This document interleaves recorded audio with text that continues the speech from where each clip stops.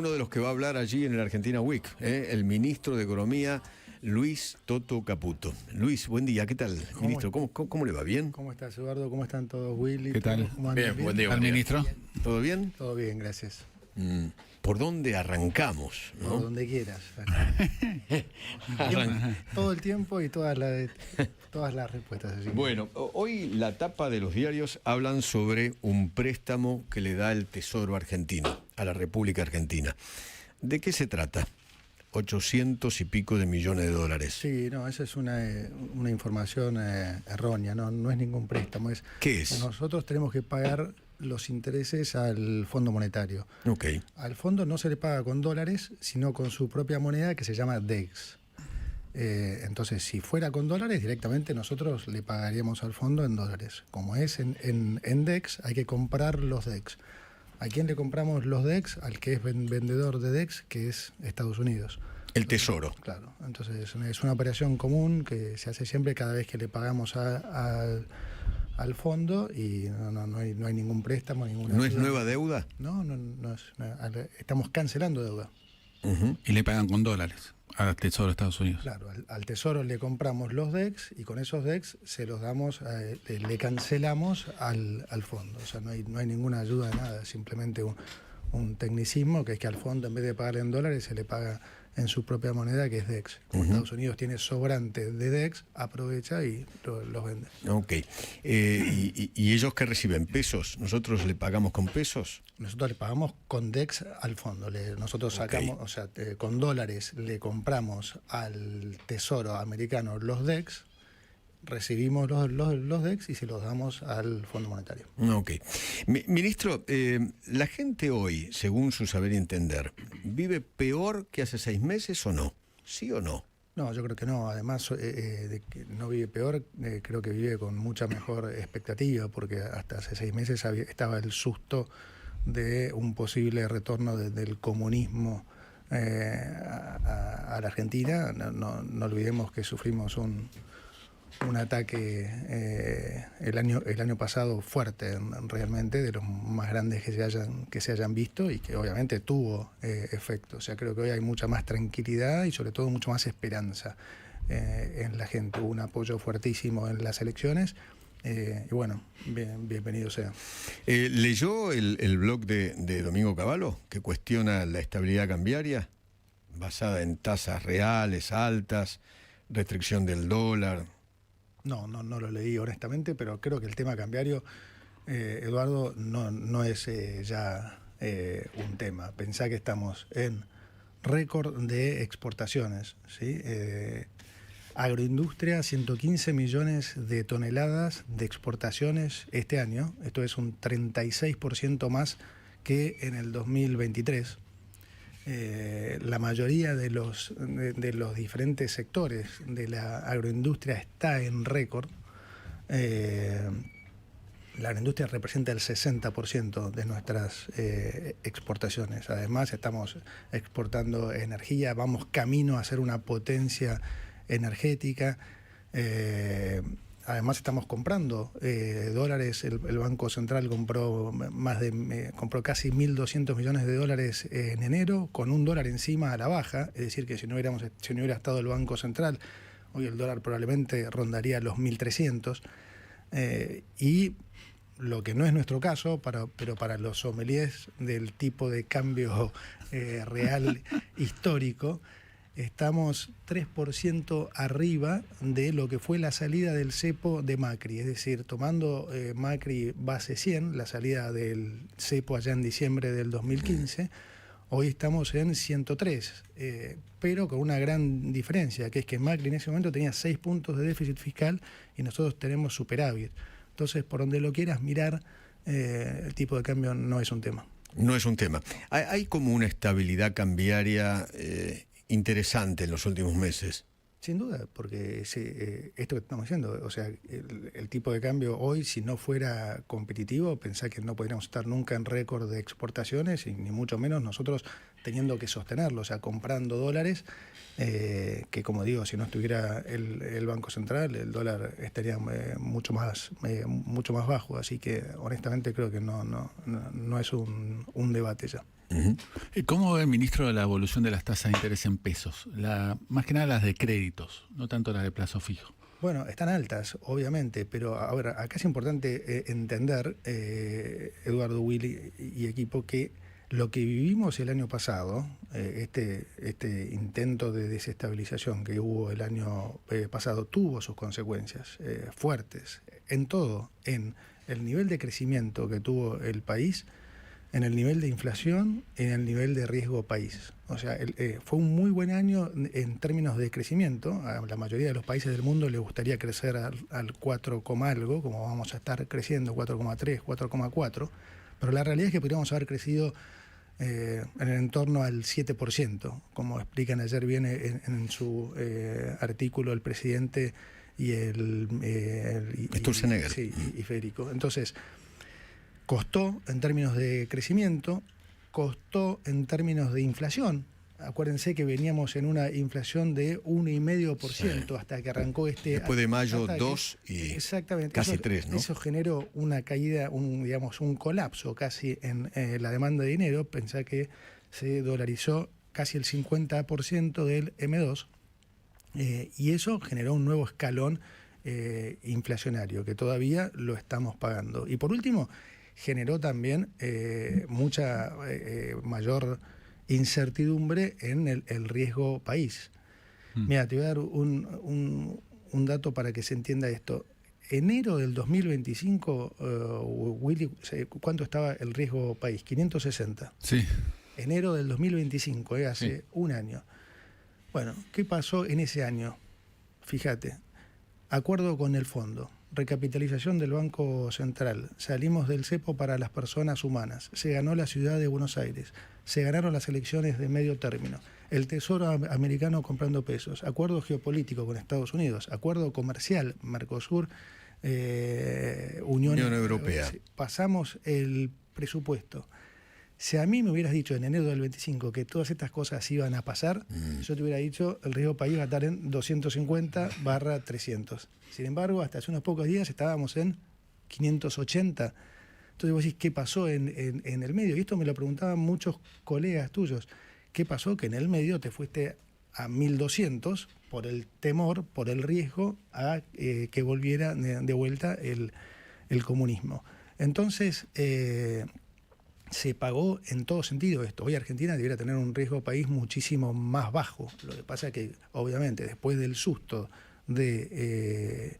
previo a las elecciones, bueno, volver a la situación normal no es inmediato. Entonces, la verdad que todo eso tuvo su costo. Y eso lleva a que estén quizás demorando, obviamente, a la expectativa de que baje el riesgo país, emisión de deuda o hacer una operación tipo la de Ecuador que hizo hace días nada más. Bueno, buenísima la pregunta, porque aprovecho para aclarar esto, porque se está hablando mucho de que entonces, bueno, Argentina tiene que salir al mercado para mostrar que tiene acceso a financiamiento. Y la realidad es que el primero que sabe si tenés acceso a financiamiento no es el mercado mismo. Entonces no es necesario para nosotros tener que estar demostrando esto. Entonces lo que es importante resaltar acá es que nosotros no vamos a salir al mercado. O sea, es lo contrario a lo que se dice. No tenemos ninguna intención de salir al mercado internacional. Y les voy a explicar por qué. Esencialmente por dos razones. Argentina, siempre en su historia, como sabe, 113 de los últimos 124 años tuvo déficit. La consecuencia de eso es que Argentina se llevaba todo el crédito que había para Argentina, ya sea en el mercado local o en el mercado internacional. Es lo que se conoce como efecto crowding out, que es que el Estado se lleva todo el crédito y no le deja prácticamente nada a las empresas para financiar sus proyectos productivos. Nosotros es la primera vez que hay un efecto contrario a eso, que se llama crowding in, que es, al contrario, como Argentina cancela deuda, los fondos que ahora reciben dólares quieren reinvertirlos en riesgo argentino, ¿sí? En deuda argentina. ¿Cómo la nación no sale con nuevos bonos? ¿Qué hacen? Agarran esa plata y la invierten en bonos de empresas, o sea, financian empresas, financian provincias incluso, Y eso es lo que pasó efectivamente ahora. En enero. Claro, exactamente. Fíjate que nosotros pagamos 4.200 millones de dólares a los inversores y hubo una catarata de emisiones, tanto privadas como de provincias. Y eso está bueno, está buenísimo porque es mejor para todos los argentinos, porque las empresas buscando financiamiento, ¿para qué es? Para proyectos productivos. Eso genera más empleo, mejores salarios, todo. Entonces, la intención nuestra es seguir con esa política, sobre todo mientras podamos conseguir alternativas de financiamiento para pagarle a los inversores internacionales a tasas más bajas, como hicimos en enero. Entonces, Ministro, la salida del cepo a empresas, ¿cuándo se va a dar? Y se va a dar cuando se considere que es el momento necesario. O sea, parece una respuesta vaga, pero es la realidad. O sea, nosotros alguno podría pensar que ya se puede hacer, ¿sí? Pero la realidad es que ha pagado mucho ser cauto. Y nosotros siempre estamos buscando no generarle riesgos a la gente. Entonces, fíjate que toda la defensa que se hizo desde mayo, desde cuando empezó este fuerte ataque, que en su momento algunos no lo entendieron y fue criticado, ¿no? Que suben las tasas y muchas otras cosas que se han dicho. La verdad que si no hubiéramos hecho eso, otro hubiera sido el resultado. Hoy gozamos de vuelta de estabilidad, de esperanza, el tipo de cambio está sumamente estable, la inflación va a converger en algún momento a los niveles internacionales, las tasas van a seguir bajando, van a venir las inversiones, entonces se está revalidando todo lo que hemos hecho. Hablemos un poco del metro cuadrado de la gente. ¿Cuándo empieza a mejorar, cree usted, la vida real y no los indicadores? Bueno, porque la actividad está planchada, parada, por lo menos en muchos sectores, ¿no? De 50 y tantos, por lo menos a 16 le va bien y al resto no. Sí, pasa lo que es normal en un cambio de modelo, Eduardo, que es, hay sectores que se recomponen más rápidamente, hay otros sectores que tardan más, hay empresarios que dentro de un determinado sector toman una actitud y otros toman otra. O sea, no es lineal esto. El cambio de modelo, replantea muchas cosas. Mirá, por hecho, se habló en este último tiempo de la licitación que perdió Techin. Roca, ¿no? sí. Ese es un ejemplo de cambio de modelo, o sea, que va mucho más allá al ejemplo de Techin, va a todo. Vos fíjate, nosotros veníamos de un modelo en el que teníamos déficit, ¿no? Gran parte de ese déficit era porque se le quería hacer creer a la gente que la energía era gratis. Entonces, no había inversión en energía y además tenías que importar gas, ¿no? Entonces, primero se gastaba muchísimos miles de dólares, 4.000, 5.000 millones de dólares en importaciones de gas. Después, como no había inversión en gas, no alcanzaba con importarlo, porque no lo podías transportar.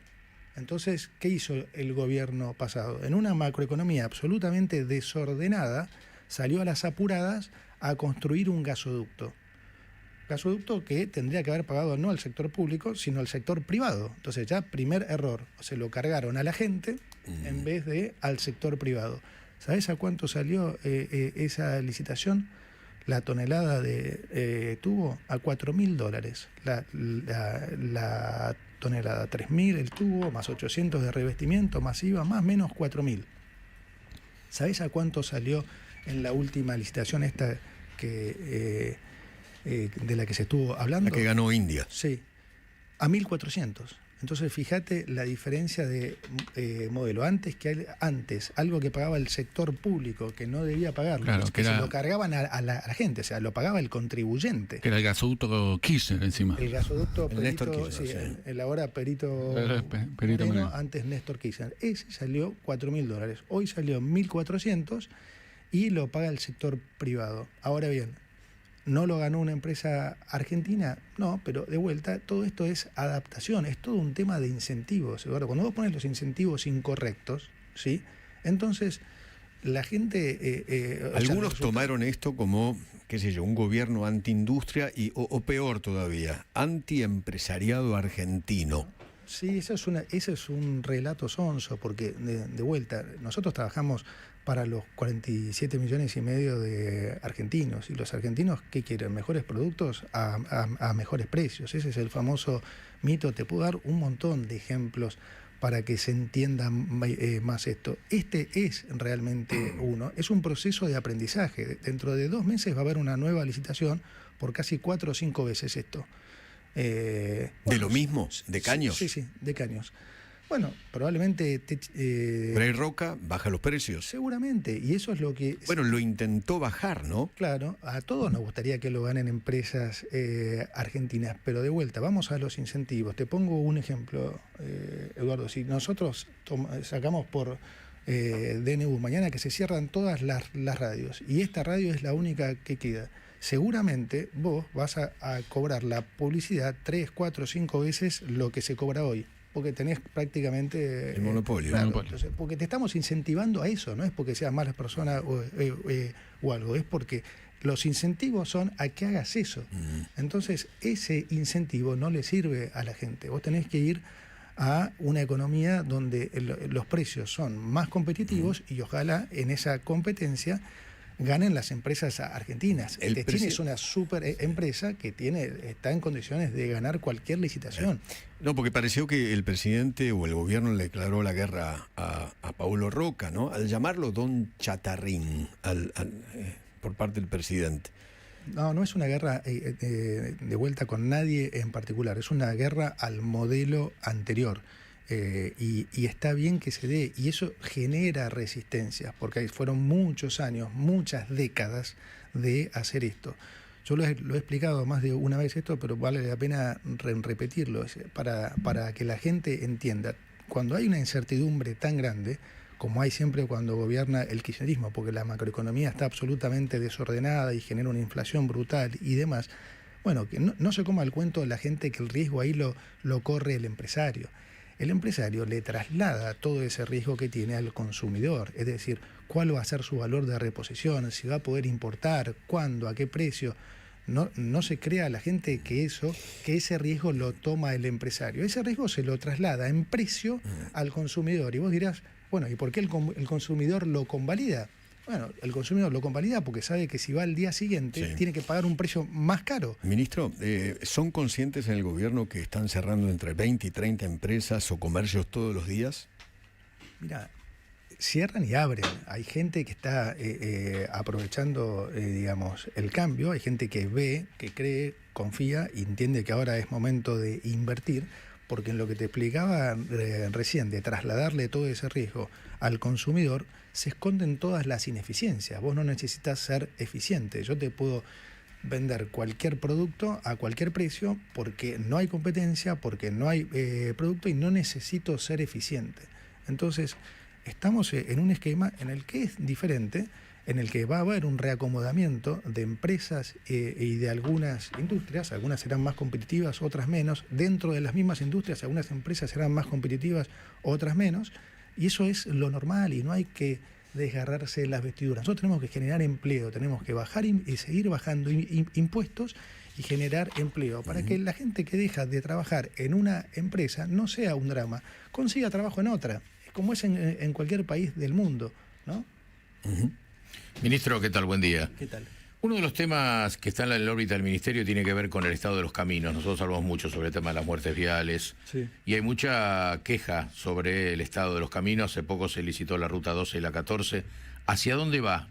Porque los transportistas nos escuchan mucho y los ciudadanos están preocupados en relación a eso. Bueno, también aclarar eso. Primero, se recibieron todas estas rutas en condiciones pésimas y las estamos licitando. Ya como decís vos, se licitó la 12 y la 14, ya hemos licitado la etapa 2, vamos a estar abriendo los sobres próximamente, y todos los 9.000 kilómetros de corredores viales, que es esencialmente por donde pasa el 80% del transporte, va a estar licitado en los próximos 4 meses. Entonces esto es algo que está totalmente encaminado ya. Ministro, hablemos de la inflación, ¿no? Alta en diciembre, 2.5 fue, ¿no? 2.5. Sí, Enero más. será 2,8, ¿no? 2.8. Sí. Enero será mucho más bajo que ese 2.8. No creo que mucho más bajo.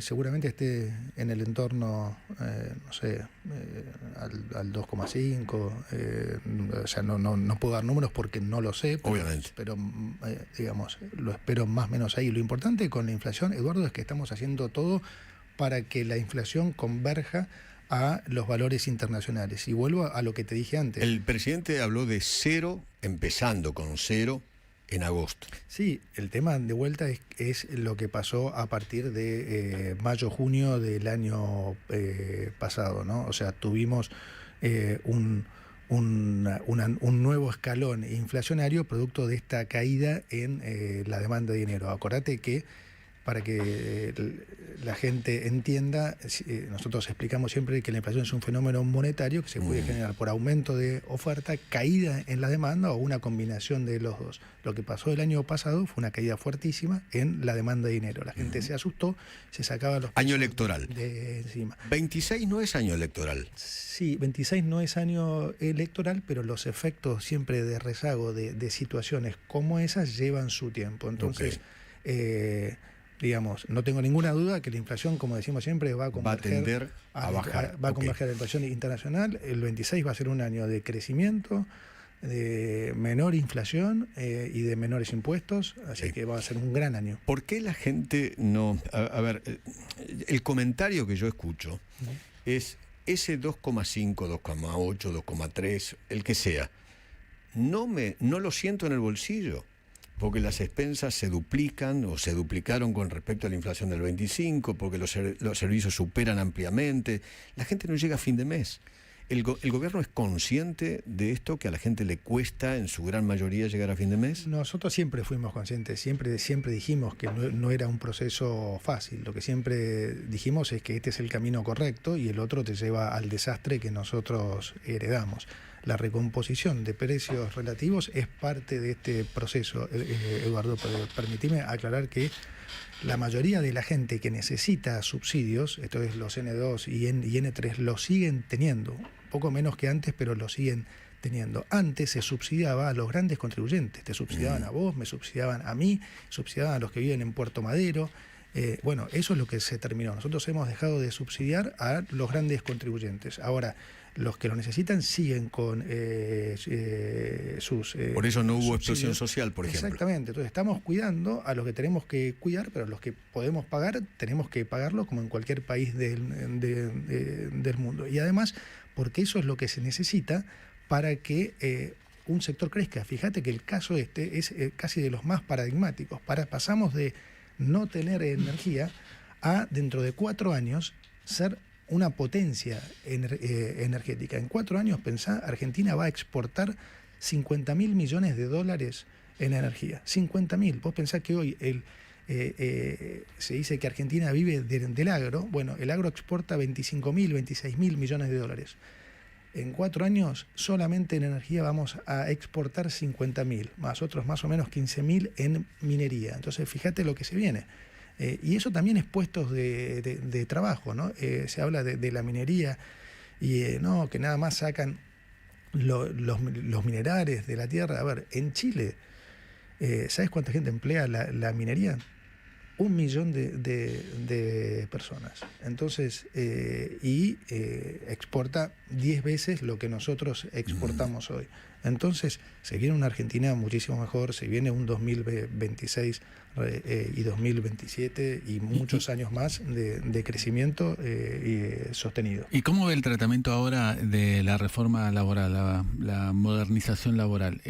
Sobre todo también el capítulo, que tiene un capítulo bastante interesante, dicho sea de paso, en materia impositiva.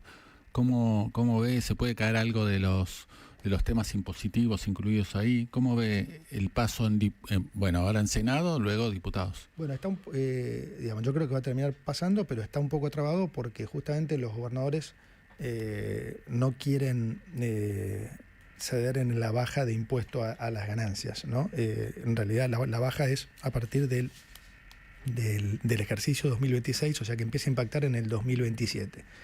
Ellos dicen que eso les cuesta aproximadamente 3 billones de pesos, no, en realidad cuesta menos, cuesta alrededor de 1,5 billones, pero vamos de vuelta a la discusión del modelo. Para nosotros, para generar inversiones y para ganar competitividad, nosotros necesitamos seguir bajando impuestos. El modelo viejo de salarios miserables en dólares y tipo de cambio alto, digamos, ineficiencia escondida ahí, no sirve. Argentina tiene que bajar impuestos. Mira, te pongo un caso que el otro día hablaba con Martín Galdiano, presidente de Ford. Acá, como sabés, Argentina no produce prácticamente autos, produce solo dos marcas, produce camionetas. Y como se producen a escala y somos competitivos, Argentina exporta esencialmente camionetas. Bueno, los impuestos a la exportación, por ejemplo, de la Ford Ranger, son 15 puntos, es de 15 puntos. De esos 15 puntos, 10 son ingresos brutos y tasas municipales. ¿Sí? Entonces, mientras vos competís contra Brasil, que paga solamente 3 puntos, bueno, acá se pagan 15, de los cuales 10 son ingresos brutos y tasas municipales, con esta paradoja, que es cuanto vos más, digamos, producción local ponés en la cadena de construcción, menos competitivo sos, porque más ingresos brutos pagás, porque como sabés, ingresos brutos se cargan en cada proceso de la cadena. Entonces, fíjate que los mismos que defienden lo nacional son los que atentan contra eso. Entonces, es un modelo diferente. Ahí le hablas a Kicillof. Y a la cabeza, ¿no? Sí. Provincia de Buenos Aires. Sí. Hay un impuesto que tiene que ver con los autos importados, ¿no? Sí. Que se va a quitar, creo que un 22-25%. Es lo que queda de impuestos internos, si nos da, digamos, si nos da la caja, eventualmente haremos eso, sí. Hay que ver si lo hacemos o no. No está asegurado. Ah, eso no está asegurado. No, sí está la intención, pero acuérdate que nosotros no podemos tener déficit, entonces todas estas cosas que hacemos son realmente muy quirúrgicas, entonces tenemos que ir haciendo estas cosas. ¿Eso no estaba incluido en una ley? No sé si de inocencia fiscal o no. ¿O la de modernización laboral? No, la modernización laboral, pero digamos, la disposición. Ustedes se reservan la facultad para el timing de la baja. Para hacerlo. Sí, economía se reserva la facultad de ver el cuándo. ¿Cuántos meses más le pide paciencia a un jubilado? Nos escuchan millones. Bueno, de vuelta, o sea, nosotros trabajamos para para los jubilados y para los que menos tienen. Pensá que el modelo anterior, Eduardo, favorecía a los que más tenían. Por algo cada vez la brecha era más grande y la pobreza llegó al 57%. Nosotros, estos son números oficiales, o sea, hemos bajado la pobreza casi 20 puntos. Entonces salieron más de 13 millones de argentinos de la pobreza. En términos de dólares, las jubilaciones crecieron fuertemente y tampoco se puede hacer magia. Digamos, es lo que hemos heredado y se evitó una crisis fenomenal y todo se está recomponiendo. Esto es un tema que lleva tiempo. Como diría el presidente, Roma no se construyó en un día, entonces sí, les pedimos, como a toda la sociedad, paciencia porque estamos por el camino correcto. Creo que ellos lo saben, lo demostraron en las urnas, saben que hoy hay al frente un presidente que tiene la convicción y la vocación, y recién Alec hablaba de la diferencia, de por qué esta vez es diferente. Yo lo digo siempre, esta vez, ¿por qué es diferente? Porque es la primera vez que hay un presidente que ha tomado la decisión política de tener orden macroeconómico. Eso en Argentina no pasó nunca. O sea que no incitamos más con que esta ya la vimos porque no pasó nunca. He escuchado a algunos decir, bueno, ok, el orden macroeconómico, pero la macroeconomía, ¿cuándo derrama? Derrama naturalmente, porque si el país crece, el país es, digamos, el crecimiento no es otra cosa que la sumatoria de los diferentes sectores de la economía. Entonces, si la economía crece al 4,5%, evidentemente, en promedio, a los diferentes sectores les fue mejor. Y lo escucho decir a usted siempre y al presidente también esto de estamos en el camino correcto. ¿Correcto para quién? ¿Para el mercado o para la gente? No, para el que menos tiene, al contrario. Fíjate que nosotros prácticamente hoy, digamos, no hay interacción, no se lo necesita al mercado. No hemos hecho otra cosa que cancelar deuda. Este es el único gobierno que ha cancelado deuda. En 2 años la deuda consolidada, Tesoro, Banco Central, bajó casi 50.000 millones de dólares, 47.500 millones de dólares. Entonces estamos trabajando para la gente. Fíjate que hoy la gente tiene acceso a mejores productos, a mejores precios. Y por eso nos han votado. Eduardo, no es una casualidad que el presidente haya ganado las elecciones de la forma que la ganó. La gente revalidó esto, dijo, bueno, no nos mintieron nunca. ¿Requiere sacrificio? Sí, pero no hay duda que es el camino correcto. Entonces, aún el que está, digamos, con la soga al cuello, aún el que no llega bien a fin de mes, primero el agradecimiento, pero segundo, el voto de confianza. Vos lo ves cuando los entrevistan, dicen, hay muchos que dicen llego tranquilamente y otros dicen me cuesta mucho, pero no tengo ninguna duda que no quiero volver al pasado. ¿Están viendo algunos números, como por ejemplo, vi un informe los otros días sobre la cantidad de cheques rechazados que hay, que han aumentado muchísimo? Sí. Bueno, eso fue producto de vuelta de la economía de guerra de aquellos meses, ¿no? Las tasas subieron mucho, entonces los préstamos en tarjetas de crédito llegaron a tasas muy, muy altas y a mucha gente le costó pagarlo. Hoy los bancos lo que están haciendo es tratando de refinanciar todas esas deudas en cómodas cuotas. Hoy las tasas están en niveles mucho más normales, pero todavía hace falta que sigan bajando. Y también hace falta que empiece a haber mayor crédito en dólares. Entonces ahí el tema de inocencia fiscal juega un rol fundamental. Te diría que la ley de inocencia fiscal puede ser un cambio paradigmático en el país. ¿Por qué? Mira, buena pregunta, porque hay que entenderlo bien esto y ojalá lo pudiera yo transmitir de la mejor manera para que se entienda. O sea, Argentina inevitablemente ahora le va a ir bien, ¿sí? Porque cuando vos haces, como digo siempre, en economía no hay casualidad, hay causalidad. Entonces, si vos estás haciendo las cosas bien, te va a ir bien. Entonces, Argentina por los próximos años le va a ir bien a muy bien. Ahora, la velocidad de la recuperación y del crecimiento, ¿sí?, puede ser más o menos rápida, ¿no? La pendiente de esa curva puede ser más o menos rápida. ¿De qué depende? Bueno, también de que nosotros podamos convencer a los empresarios, a la gente, de que este es el rumbo, que ahora hay que invertir y ahora hay que confiar. Voy a hacer un ejemplo burdo. Si la gente se queda en su casa muerta de miedo porque tiene miedo que vuelva Kicillof, bueno, va a ser más lento, obviamente. La ley de inocencia fiscal es extraordinaria en el sentido de que es un atajo enorme para que esa recuperación sea mucho más rápida. Te pongo un ejemplo burdo porque a veces en los ejemplos extremos se entiende.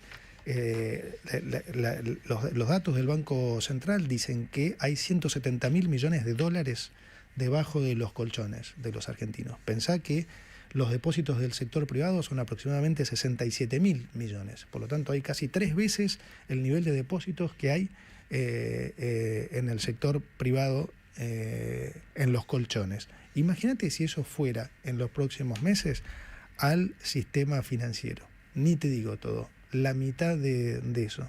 Bueno, créanme que la gran mayoría de los problemas de la Argentina se solucionarían. ¿Está trabada en lo legislativo o en lo administrativo, UIF, reglamentación, etcétera? ¿En dónde está? No, falta la reglamentación que va a salir ahora en los próximos días. Pero yo quiero transmitirle a la gente que aproveche esta oportunidad, porque es en beneficio de todos. El tema es si los bancos lo van a entender o no. Claro. Los bancos lo van a porque me parece no hay voluntad en los bancos de recibir la plata. Salvo el Banco Nación, que habló al respecto. El resto de los bancos no quieren saber nada. Gran punto, Eduardo. A ver, ahí. Volvemos a este mismo tema que de antes, ¿no? Todo en el fondo es un temor al riesgo Cuca. ¿sí? O sea, los bancos, ¿por qué algunos bancos, ¿por qué no los quieren recibir? Porque dicen, uy, no, mañana... Si viene otro gobierno... Exacto, después viene el kirchnerismo y me va a perseguir porque le tomé los dólares a X o ahí. No, no es así.